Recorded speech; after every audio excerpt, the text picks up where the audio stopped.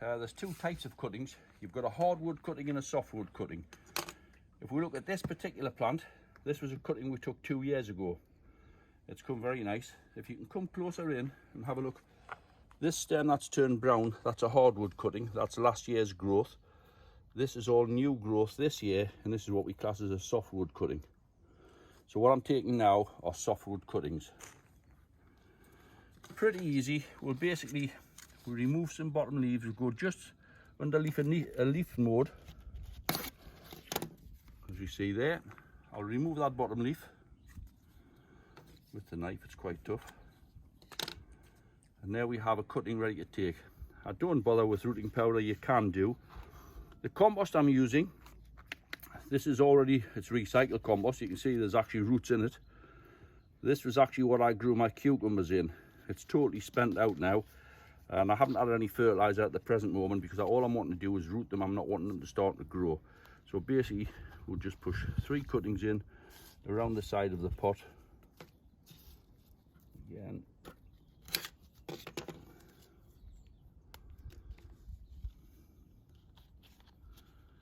you can put more than that. I use trays to put a lot of cuttings in all at once.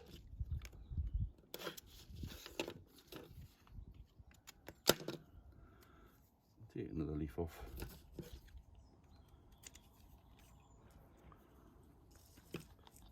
It's as simple as that. Always take your cutting just beneath the leaf node and then remove that leaf. I would remove 2 if I was taking that cutting, but that would make a good cutting. But from there, that they can be left outside or put under a propagating frame. I just put them under the greenhouse benching before. Now I took some at the end of July, which we look down here. This is a tray that we potted on a week ago, and within a week, these had beautiful roots on them. Within a week, you can see the new growth coming away.